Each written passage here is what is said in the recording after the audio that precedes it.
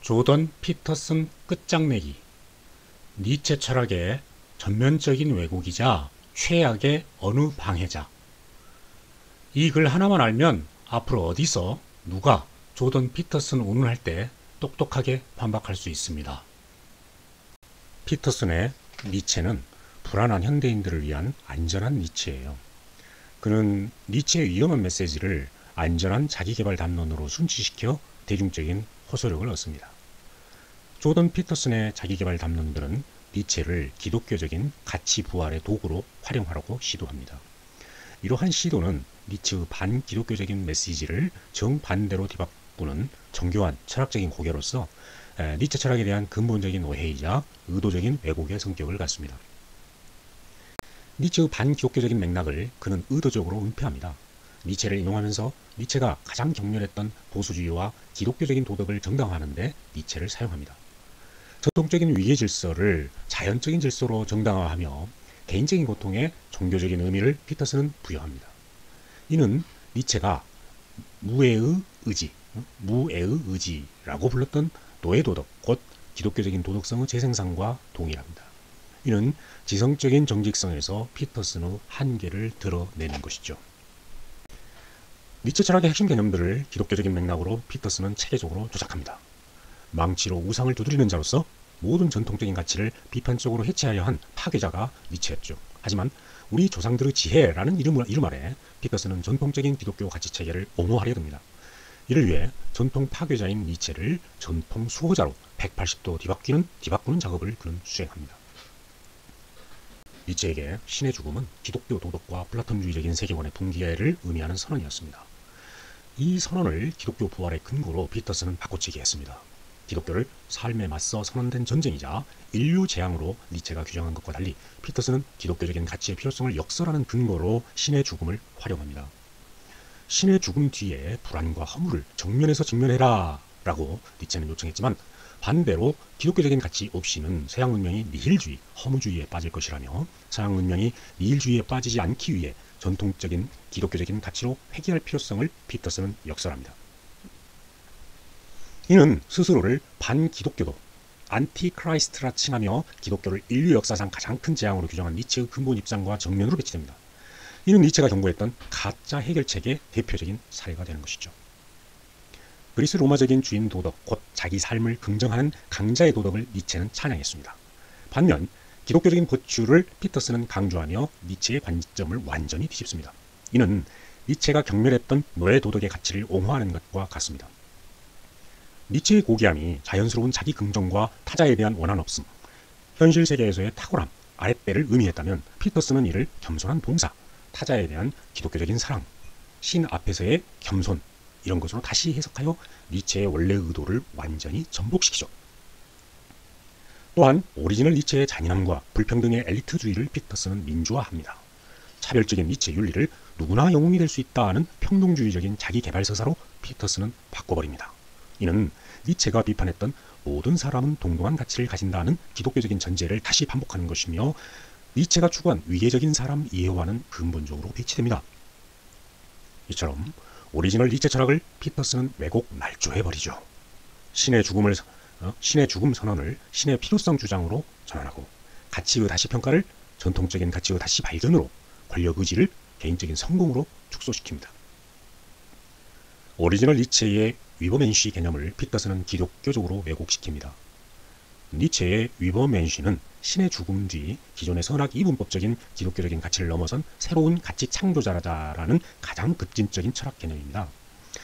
그러나 자기 자신의 법칙을 창조하는 혁명적인 존재인 이런 위버맨시를 개인적인 책임을 다하고 전통적인 가치와 질서를 복원하는 모범적인 개인으로 피터슨은 둔갑시킵니다. 전통가치의 파괴자는 전통가치의 수호자로, 자기 법칙의 창조자를 기독교 도덕의 실천자로, 신 없는 사람은 신과 함께하는 사람으로 전환되는 방식입니다. 가령 가장 급진적인 철학 개념이 가장 보수적인 메시지로 전환되는 것입니다. 니체의 위버맨시가 서양 문명의 파괴자라면 피터슨의 위버맨시는 질서의 수호자이며 니체의 가치의 전도는 피터슨에게 오면 전통적인 가치의 다시 확인으로 변질됩니다.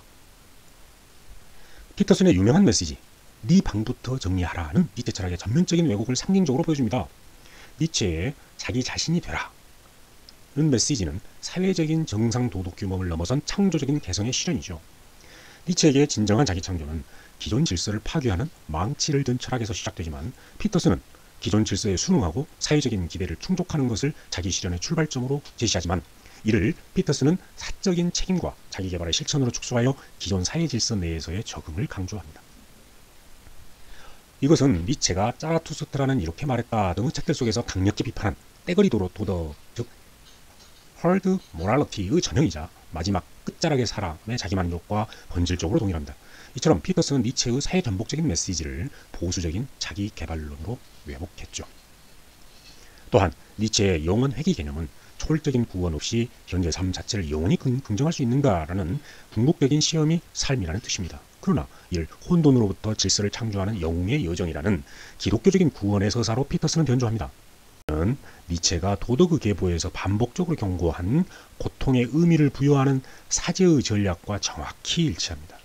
쉽게 말해 반기독교적인 니체 철학을 피터슨은 기독교적인 의미 부여 체계로 날조했죠. 피터슨의 주요 책들에서 이런 왜곡은 구체적으로 나타납니다. 의미의 지도 속에서 그는 니체의 진단을 기독교적인 의미 체계 정당화의 근거로 삼습니다. 전통적인 종교적인 의미가 사라지면 사람이 절망에 빠진다는 논리로 기독교적인 상징과 의미의 현대적인 다시 해석 필요성을 주장하지만, 이는 기독교적인 의미 자체를 독이자 문명몰락의 재앙으로 규정한 니체의 관점과 완전히 어긋납니다. 인생의 12가지 법칙 속에서 개인 책임론을 피터슨은 니체 철학으로 포장합니다.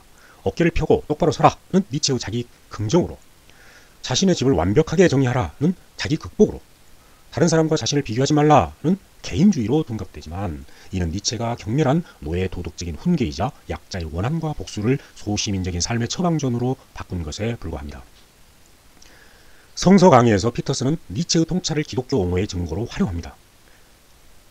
기독교가 서양 문명의 도덕적인 기초이며 문제는 기독교에 대한 잘못된 이해에 있다고 피터슨은 주장하는데, 이는 기독교를 삶에 맞서 선언된 전쟁으로 규정한 니체의 오리지널 철학을 완전히 무시하는 해석입니다. 이런 니체 왜곡의 밑바닥에는 피터슨이 발명한 두 가지 논리가 깔려 있습니다. 하나는 기독교를 문자적인 기독교와 상징적인 기독교로 구분하고, 니체가 비판한 것은 앞의 것인 낡은 교리와 독단이기 때문에 심리학적인 진리와 삶의 지혜를 담은 뒤의 것은 니체를 통해 회복해야 하는 것이라고 피터슨은 주장합니다. 그러나 기독교의 모든 형식을 권력 의지의 왜곡으로 보았던 니체에게는 아예 이런 구분 자체가 성립하지 않는 것이죠. 다른 하나의 논리는 니체의 진단과 해법을 분리하자고 피터슨은 주장합니다. 기독교 가치의 붕괴가 니힐주의, 허무주의로 이어진다는 니체의 진단은 받아들여야 하지만, 새로운 가치 창조는 위험한 상대주의라며 피터슨은 거부하고 그 대안으로 기독교로의 기환을 주장하고 니체 철학을 절반 만취해 자신의 보수적인 주장에 맞게 다시 조립하는 것입니다. 피터슨의 니체의 해석은 자가당착적입니다. 니체를 인용하면서도 니체가 평생에 걸쳐 비판했던 기독교 도덕과 전통적인 위계 질서를 피터슨은 옹호합니다. 니체의 철학적인 기준으로 볼 때 피터슨은 현대적인 금욕주의 사제의 전형에 해당합니다. 그는 종교적인 권위를 과학적인 심리학이라는 현대적인 권위로 포장하고 삶의 올바른 방식에 대한 도덕적인 처방을 내리며 네가 불행한 것은 네 책임이라는 현대적인 죄책감을 유도합니다. 피터슨의 메시지는 본질적으로 노예 도덕의 현대적인 변형이죠. 겸손은 자신보다 더 큰 의미인 기독교적인 신에 복종하라는 것이고, 책임은 사회적인 기대와 전통적인 역할에 순응하라는 것이며, 질서는 기존 위계구조를 받아들이고 그 안에서만 개선하라는 것입니다. 이는 니체가 비판한 떼거리 도덕과 집단주의적인 구원의 현대적인 실현이죠. 결국 니체를 기독교화시키려는 피터슨의 시도는 바이마르 문화기 때 히틀러, 하이데거의 니체 악용만큼은 아니지만 또 다른 니체 철학에 대한 최악의 배신이자 가장 정교한 방해 공작이라 할 수 있습니다. 니체의 문제의식은 차용하면서도 피터슨은 정반대 방향의 해결책을 제시합니다. 이는 마르크스 자본주의 비판을 인용하며 자본주의를 옹호하고 다윈의 신화론을 근거로 창조론을 주장하는 것과 같은 철학적인 궤변이죠. 기독교를 플라톤주의의 민주주의 버전이라 니체가 비판했듯이 피터슨의 자기개발 담론이라는 것은 한낱 니체주의의 기독교 버전을 만들어내는 것입니다. 이는 니체가 평생에 걸쳐 투쟁했던 바로 그것, 금욕주의적인 이상의 교묘한 재생산을 피터슨은 다른 이름으로 계속하는 것입니다. 피터슨은 니체의 혁명적인 메시지를 길들여서 기존 질서에 무해한 자기 개발책으로 탈바꿈시키는 현대적인 금욕주의 사제의 역할을 수행하고 있습니다. 이런 시도는 니체가 추구했던 가치의 다시평가에 대한 피터슨의 니체 해석은 니체 철학의 비판적인 잠재력을 무력화시키고 기존 권력 구조와 가치 체계를 정당화하는 도구로 전환시키는 효과를 갖습니다. 이는 니체가 경멸했던 마지막 사람의 특징, 안정과 편안함을 추구하며 위험한 창조를 회피하는 태도와 본질적으로 동일한 정신적인 구조를 보여줍니다. 피터슨의 니체 해석은 실제로는 니체가 비판했던 문화적인 반동을 강화합니다. 그는 마지막 사람화, 곧 안전하고 예측 가능한 삶을 추구하게 만들고 떼거리 도덕을 사회적인 수능과 자기개발이라는 이름으로 포장하며 고통을 의미로 승화시키는 기독교적인 논리를 되살립니다. 피터슨은 니체의 언어를 빌려 니체가 철저히 부정했던 방향으로 읽는 이들을 유도하죠. 이것은 복잡한 철학이 대중화 과정에서 겪게 되는 왜곡의 일반적인 패턴을 드러냅니다. 맥락이 제거되고 위험한 메시지는 숨겨지며 해방적인 철학은 지배적인 이데올로기를 강화하는 도구로 사용됩니다. 피터슨은 니체의 핵심 개념들을 기독교와 보수주의의 정당화 장치로 변형하면서 철학의 대중화를 가장 정교하게 길들이는 데서 성공했습니다. 이런 성류화의 성공은 현대인들이 진정한 철학적인 도전보다는 안전한 자기 위안을 원한다는 사실을 드러냅니다. 피터슨의 대중적인 성공은 역설적으로 니체가 진단했던 마지막 사람의 승리를 증명하는 것입니다. 니체가 살아있었다면 피터슨의 해석을 가장 교묘한 형태의 노예 도덕이라고 비판했을 것이며, 이는 해방의 언어를 사용하여 더 깊은 예속을 만들어내는 사제의 정교한 속임수이기 때문입니다. 이는 니체의 혁명적인 메시지를 길들여 기존 질서의 무해한 자기개발 담론으로 바꾸는 것입니다.